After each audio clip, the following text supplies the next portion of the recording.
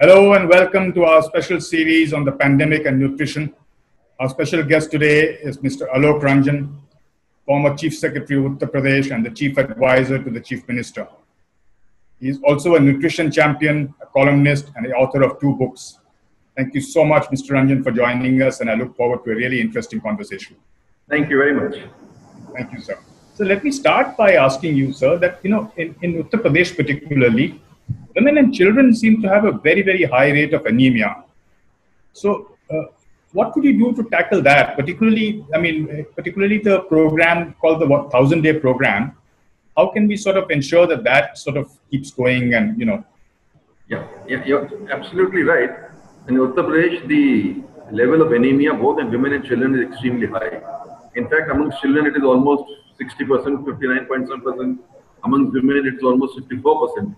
Both the figures are extraordinarily high. As such, even in India as such, the level of anemia is high amongst women and children. But Uttar Pradesh, it is definitely by far a bit too high. So that's a matter of concern, certainly. Now, what could be the reasons why this is so? First of all, I would say that, first reason is, of course, poverty itself is a reason. Poverty is there. Poverty, also inequality. Inequality is there in society. That is what is causing this. Then there are a lot of socially disadvantaged groups which are there in Uttar Pradesh. There are socially disadvantaged areas in Uttar Pradesh where these figures are even worse. These are one reason. Then it's the agricultural economy primarily. And 25% of our state domestic product comes from agriculture. 68% of our people subsist on agriculture. Obviously meaning that very small land holdings, fragmented land holdings, very small income levels for the farmers. So they're not able to feed their, women and children as they should. That is one. And second, of course, add to this, I think lack of awareness is also there to a large extent about nutrition and these factors that it should be. Is also less.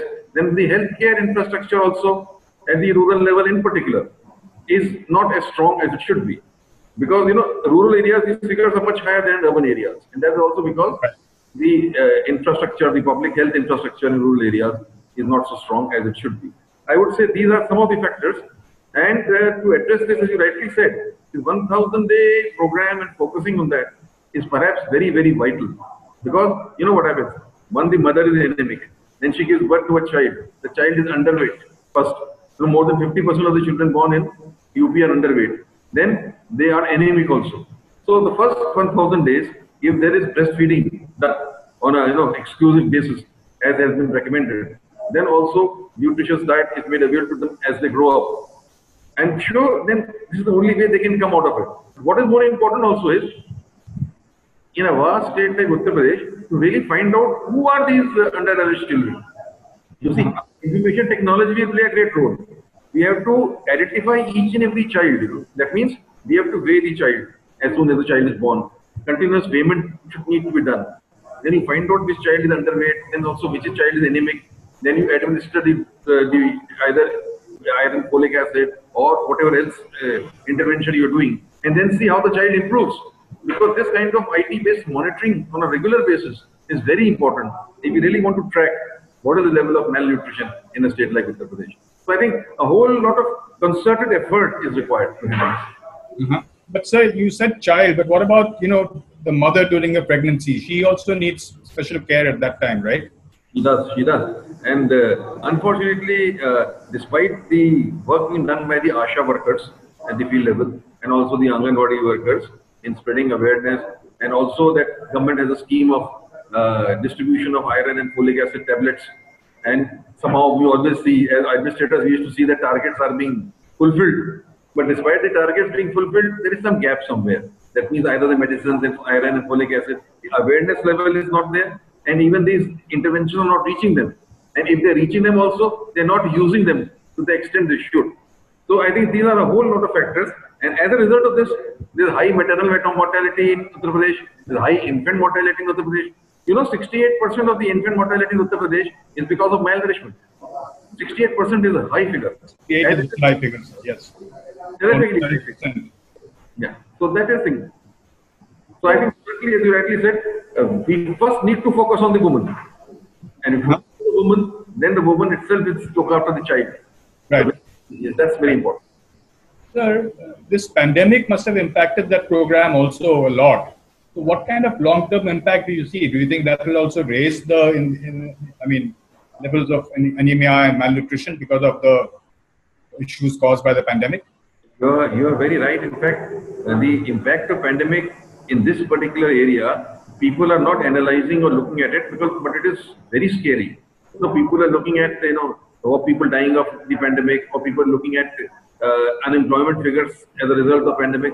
But nobody is looking at this very vital figure, which may not be showing any impact today, but will show its impact in months and years to come. Because what has happened is, I personally found out that even things like in the early months of the pandemic, when the lockdown was there, children have not been immunized. With the immunization which has been done against various infectious diseases, that immunization target has not been met. People have that they have left, that dose has gone. They have not been able to take that dose. As a result, these children could be vulnerable to diseases, infectious diseases like TB and all in the future. And what to say of QB? There might even be a recurrence of something like polio later on. There could be, if they're not being vaccinated against that. So the focus has to be now that we somehow, okay, pandemic has to be tackled, healthcare infrastructure is focused on that, but a certain amount of attention has to go towards these areas. Children have to be immunized, diseases like tuberculosis have to be handled. So if these things are not done, and malnutrition, for instance, children they get midday meals in schools. Even schools are not functioning. So they're missing out on the midday meals. Now there was something about government saying that we will supply rations, extra ration, dry ration, and it will reach their households. How much of that is reaching, and how much that is going to the child? There are many, issues that come up according to that. So the impact of pandemic, I think, on malnutrition of children and connected diseases is been highly underestimated at the moment. The impact is going to be huge, which you're not realizing. That's a scary thought, sir. Yes.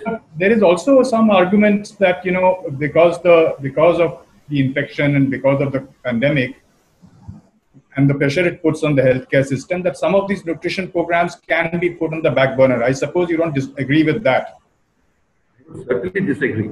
No, at the initial lockdown stage, maybe there was no option. Maybe in the first 1 or 2 months, it might take time to stabilize. But thereafter, I think we have to focus on this. We can't get away from it, actually. And I think one of the reasons has been that somehow public health has not been a priority in our health, healthcare issues at all. We are talking about treatment of diseases, hospitals, doctors, treatment, the prevention aspect, the public health hygiene aspect, the sanitation aspect, and this immunization and other things like that. These are so vital. There has to be a separate cadre and a separate structure, governance structure to handle this, which could have been deployed on this, while the rest would have focused on COVID. Right now, everybody is focused on COVID, so right, they have put nutrition issues on the back burner, which ultimately will be very damaging in the future. We can't do that.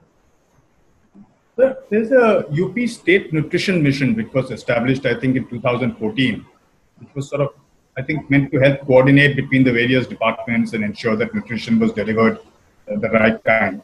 How can this body be sort of strengthened and leveraged, or do you think it's doing the right thing at the moment? It's good enough? Actually, I'll share with you that I happened to be the Chief Secretary of Uttar Pradesh when we started this nutrition mission, and I was one of the people who contributed to setting this up, because we felt there was a definite need for this kind of an organization or mission, not organization, a mission to be set up. Why?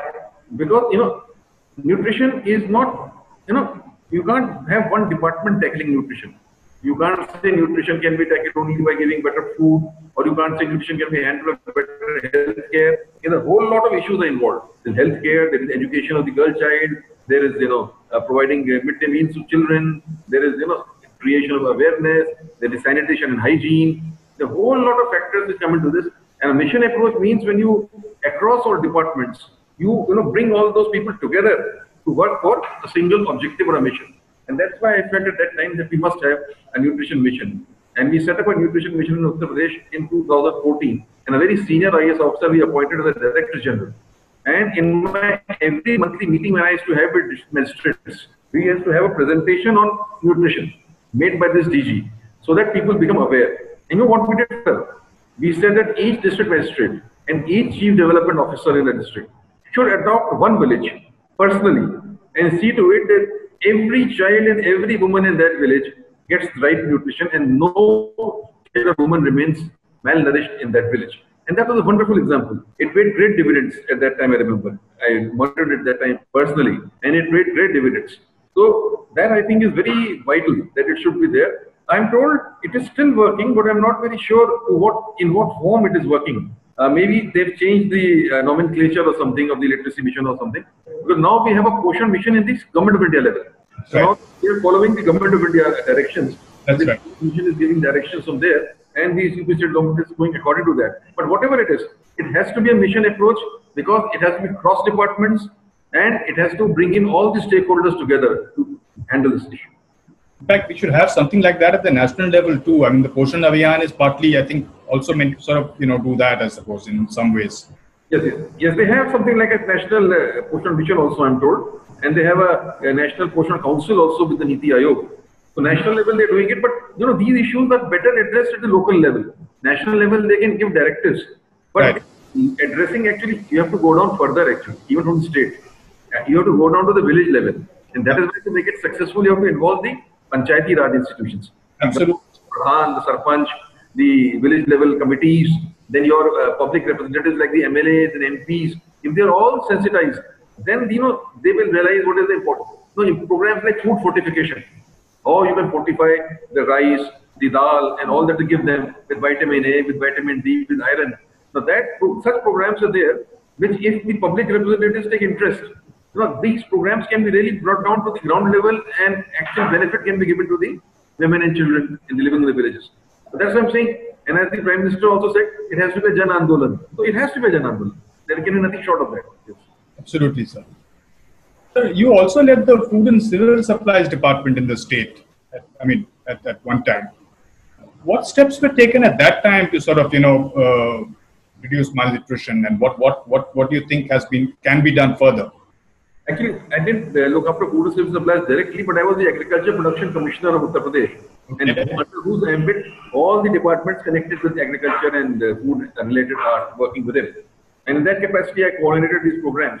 So basically, our focus there has been to see, how we can improve the productivity of the farmer and income level of the farmer, meaning thereby that if their income level increases, then he would be able to afford a better kind of calorie intake, a better nutritional intake that will flow from that itself. That is how I was able to link agriculture with the nutritional status and how these issues should be tackled. And then even as Chief Secretary, I made it a point to monitor things like infant mortality, maternal mortality, immunization, then about nutrition programs, how many meals cooked, how much given. I involved the NGOs like Akshay Patra, many other NGOs who did tremendous work in Uttar Pradesh, I must say that. So a lot of things, people got together to work. So nutrition was something which everybody started talking about. That's what I wanted really, that everybody should start talking about it. Everybody should start realizing the importance of nutrition. And malnourishment is a major scout we should understand. Sir, but another thing that has always sort of intrigued me is that we keep saying that, we have had surplus food, we have had a lot of production, and our granaries are overflowing, and yet we have, on the other side, we have poor people who are starving.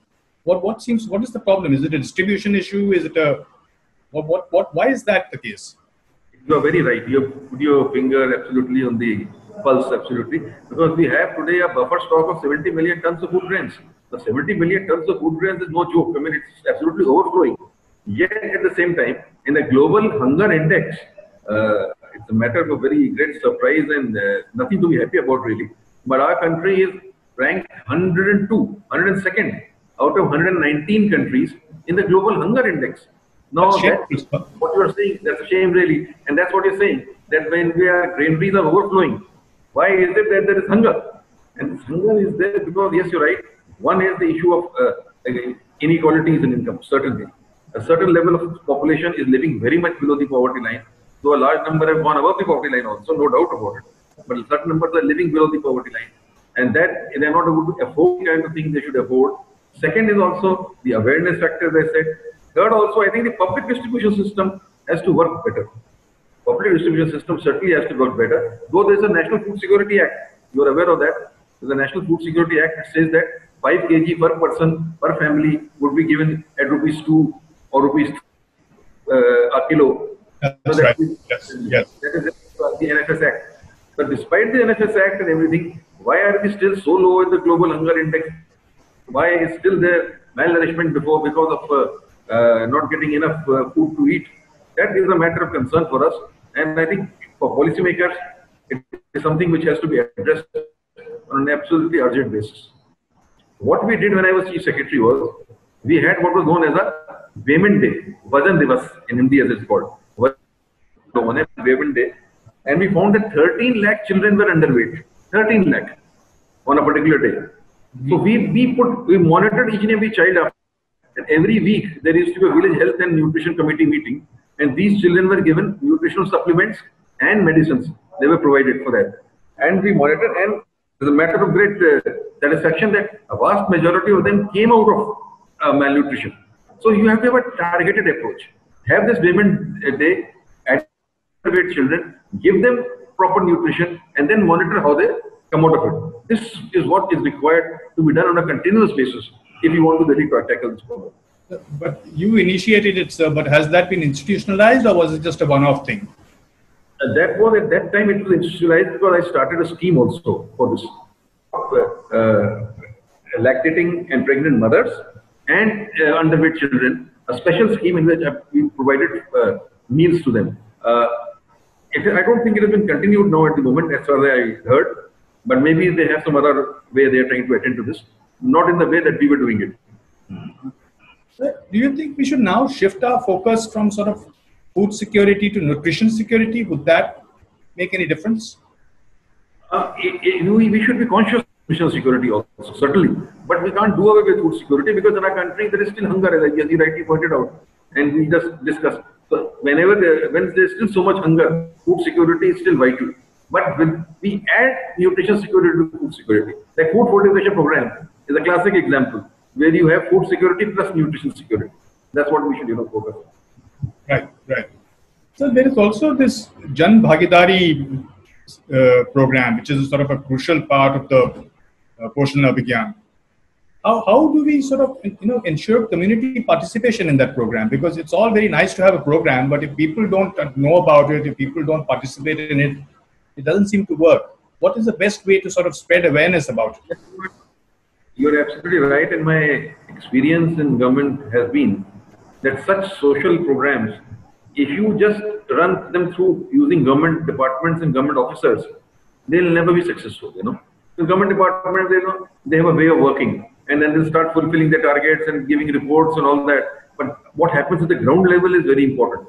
And the ground level, there has to be a behavior change, an attitudinal change. All that is required to make these programs a success. And that is why there is talk of Jan Bhagidari and Jan Andolan. The Honorable Prime Minister is talking about it. Others are talking about it. Very much required. That I'm absolutely sure. Who are the stakeholders? The parents, the woman in the house, the Pradhan, the Sarpanch, the public representatives, the boys and girls who are studying, who can be used as volunteers for this kind of a program, then the government officer. I mean, all of them we have to involve them, the NGOs. A lot of NGOs can work in this area. If they all get involved in this and they keep sending these messages and keep talking about it, then it takes the shape of a Jan Andolan. And when it takes the shape of a Jan Andolan, it can succeed. You see, Swachh Bharat Abhiyan, whatever success has been achieved in Swachh Bharat Abhiyan was because of a people's movement approach in that. Similarly, I remember as district magistrate, I implemented the literacy program in Agra when I was DM, using volunteers and all. So it was a social program, but we made 5.5 lakh literates out of the adults. That was possible only because it was a people's movement. So such programs can succeed only if it is a people's movement. If you leave it as a government program and only government reports and government statistics, then it will remain only on the top level and nothing will really filter down. Which sort of brings me to another question, sir, particularly related to, I suppose it's not really directly related to nutrition, but the government has this direct bank transfer system where they put money into poor people's accounts. I'm told that there's a lot of fraud happening in that as well, with a whole bunch of accounts which apparently just nobody knows whose they are and what it is, but money seems to be going into that. How does one check that? How does one check corruption in the system? Actually, this direct cash benefit transfer scheme is a very good initiative, a good administrative innovation, I would say, to control corruption. So otherwise, one never used to get any idea, like pension schemes and all. one never got idea whether it is reaching the targeted beneficiary or not. Through this, you are getting a very good idea. I implemented what is known as, we had a pension scheme for the poor when I was chief secretary. And in that pension scheme, we used this direct cash benefit transfer. And at that time, I was quite confident that at least 95% of we were, successful in making it reach the targeted beneficiary. But yes, what happened is that even with that, if proper monitoring is not done, or a lower level proper feeding of data is not done, then things start happening where even there some people can play around with that. So that is there, but still, I would still go and say that direct transfer is definitely much better than the other option, which is not having that. Because there, the percentage of, siphoning off was much more when it had to go through several layers of. More in the earlier systems. Yes. Absolutely, sir. So coming back to this integration of various departments that you have, because as you said, there are lots of departments which are all trying to do nutrition and all trying to do healthcare. So you need to have agriculture, you need to have nutrition thing, you need to have perhaps healthcare, women and child development, everything all together under one thing. Department, yes. There's something called the Poshan Kosh or something like that, if I recall right. Some Poshan Kosh, some program like that, which was meant to sort of can help integrate all this. But another, through agriculture, trying to integrate all these various departments. As I said in the beginning, if the agriculture productivity improves, the income of the farmer improves, and then the income level goes up. So that is why linking that up with various sectors of awareness and nutrition and healthcare. So it is the same thing as when we are talking about the mission approach, it's something related to that itself, this kind of initiative. Right. Now, let us see how it works. Let us see how it. And the other thing which you were talking about, sir, where you talked about, going right down to the absolute local level, ground level kind of a thing. There was talk about things like Nutri Gardens and other things which might help, produce locally produced food, which would not only suffice for them, but also allow them to earn some income. Has that sort of taken off in some way, particularly in Uttar Pradesh, where you encourage people to grow their own produce and then thus get a little bit of food security? Actually, the Chief Minister of Uttar Pradesh, I just read about days ago in the newspaper, he has given directions that Nutri Garden scheme should be taken up on priority, both in rural as well as in urban areas. So it will make a difference, I'm sure. One, it generates awareness. And second, if nutritious vegetables and all are available at your doorstep itself or your back garden itself, then you are likely to consume them much more. Right. So I think I'm not saying Nutri Gardens by itself will solve the problem. But once again, in addition to what else you're doing, it will certainly help. It will certainly make a difference there.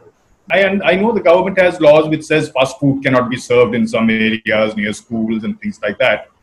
But is that the only way to deal with the crisis? I know, especially in urban areas, I think it is a major.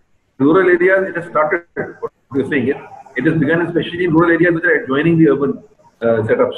There, this has started in some way, but still not so much of fast food are available there as in the urban areas. In urban areas, this has become a major issue, and even the parents are not being conscious about the detrimental effects of this kind of food will have on their children.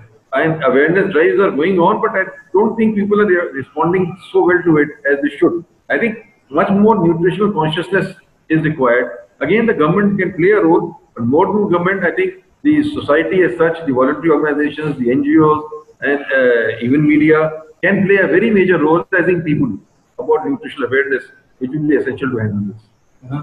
Sir, while you were sort of chief secretary and playing all these roles, what kind of a role did you see for civil society organizations? Do they sort of complement the government's work, or do they do their own number, or how does that work? There are two kinds of society organizations. Basically, I noticed one was that they will deliberately just try and pick some fault in some kind of government function somewhere. Exactly. And raise. I didn't want to say it. I was waiting for you to say it. Yes. Try and get some publicity out of it and all that. They are not really genuine organizations as such, but they have some axe to grind or some agenda of their own, maybe. That kind of organization I'm not too happy about. But then there are others who actually want to make things better and who want to make things better, then come out and do study and actually go in the field and work and actually have volunteers and resource persons working in remotest corners and coming back with information. They can be a great asset to the government. government, Akshay Patra, for instance.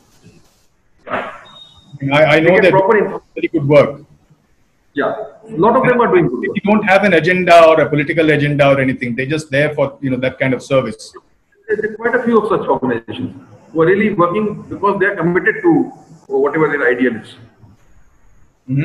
I think such organizations the government should support, not only support, but should listen to them because they give you the right kind of feedback. A government agency doesn't get the right feedback from its own government officers, but they will get the right feedback from such agencies. And separately, sir, you also have these FMCGs who are able to market their products right down to the rural interiors. Is there some way to leverage their marketing skills to, supply nutritious things to, or even, even during this pandemic, some kind of anti-pandemic kit or something using those people as a leverage? Is there some thought given to that? A very, very innovative thing what you said just now, yes. Because that is true that FMCGs have a wonderful sales and distribution network. Most of the top FMCGs. One, we can learn from them and what kind of a distribution network they're having, and if government can adopt that kind of a distribution network to distribute nutritious food and other things. Use, sir, when they're transporting, we can add a few things and send it to them. Maybe. Why not have a public-private partnership model? It's interesting. What you said is interesting. I don't think it has been tried so far, but why the harm in trying it? If they can, we can use their network and through that send what the government wants to send to, remotest corners. Work with them. I think it's a wonderful idea.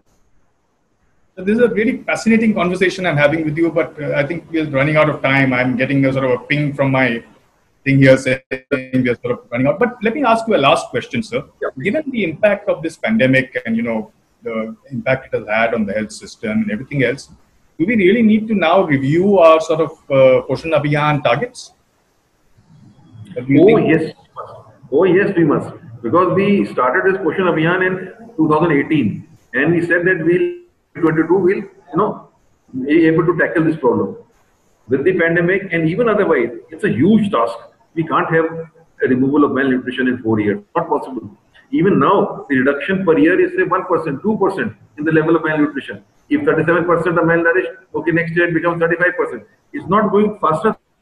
So therefore, I think the WHO target of 2030 is more realistic. Even if we achieve by 2030 that we are able to do away with malnourishment, I think it's a big achievement. But then, of course, let us think big. Why 2030? We can say 2025 or 2026, but definitely not 2022. It doesn't look possible. And we should not worry. These things cannot be done in a hurry. Because I tell you, in being in government, the moment you are in a hurry to do something and you start putting targets and ask government departments and officers to report, then they start giving you false figures. They'll start giving you cooked up figures, and that doesn't help anybody at all. So then the realistic goal setting is very essential. I wish we could have continued this conversation for longer, sir, but unfortunately we are running out of time. But I would like it if you could join us again, because we are running this series on nutrition on our site called Poshan. Outlook magazine has this thing, and I'd like to invite you again to come and talk to us, and give us some more sort of knowledge on how best we can do this. Thank you so very much. That was Mr. Alok Ranjan talking to us about the impact of pandemic on nutrition. And it was a pleasure having you with us, sir. I also like to shout out to Anuj and Akshay from Global Health Strategies for making this possible, and to my colleague Sudhanshu, who's been sitting at the back end patiently and telling me that it's time to wrap up. Thank you so very much, sir. Thank you, sir, and have a great day.